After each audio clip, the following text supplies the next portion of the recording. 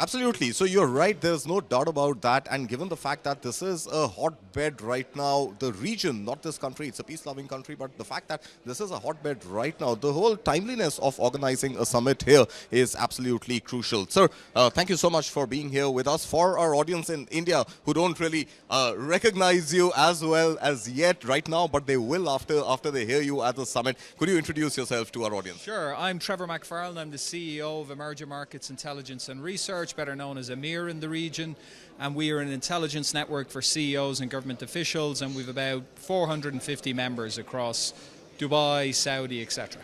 Lovely. So EMIR, for our audience who already knows, is this think tank and economy think tank, research tank, which is coming up and is really working constructively in this region to tell the Gulf story to the rest of the world. And Trevor is going to be on the very first panel. In fact, the India 360-degree trade partnership is the panel that Trevor would be speaking on. Trevor, initial thoughts. The world is changing as we are speaking. The world changed the first time, I think, on the 20th of Jan when Donald Trump took the Oval Office the second time. The world changed one more time on the 2nd of April with the sweeping tariffs that the world got imposed with. And now we are seeing that perhaps there is a little bit of dilly-dallying on how debilitating will the impact of the tariffs really be. In that context, how relevant is it for countries like India and UAE to stitch up these bilateral trade agreements and partnerships, regional partnerships, in a largely now what one sees a localized world and not really a globalized world, Trevor? Look, I think your analysis is spot on. Donald Trump is a geopolitical, geoeconomic, technological, environmental volcano that has erupted, right? And that eruption is rippling across the world. It's rippling across continents, across security alliances, across the decisions that are being made in boardrooms. So the world is a new place. We have entered into a new geopolitical era. And we've also entered into the new world of geoeconomics, particularly with the Mar-a-Lago Accord, which is a set of economic principles by Stephen Mirren, the head of Trump's economic policy team.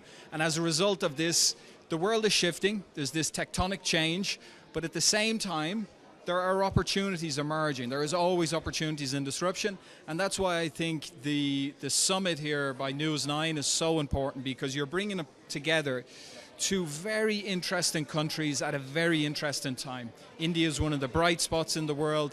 The UAE is incredibly well renowned now as being admirably nimble and being able to adapt to changes in the world. So I think it comes at a really important time.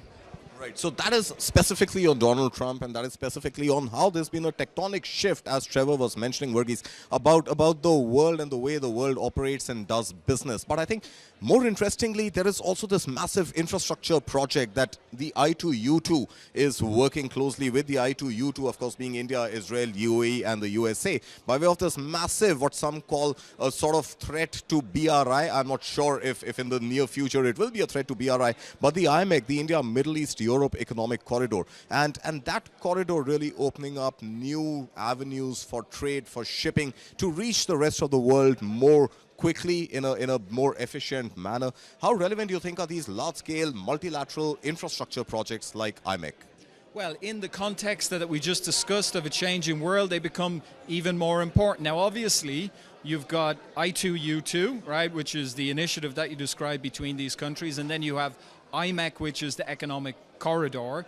And IMEC is very much a long-term project, just like BRI is a very long-term project.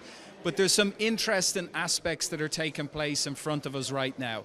You know, in the context of a potential India-EU free trade agreement, think about how that could completely upend and change the trading landscape within this part of the world. At the same time, you also have strengthening relations between the UAE and India.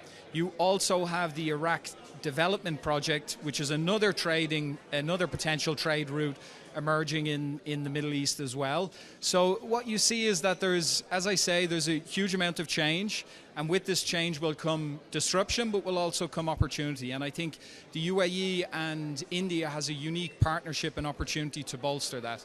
Trevor, thank you so much. I think our audience is really looking forward to hearing you speak on the panel as well. But thank you so much for joining us here this morning. So what?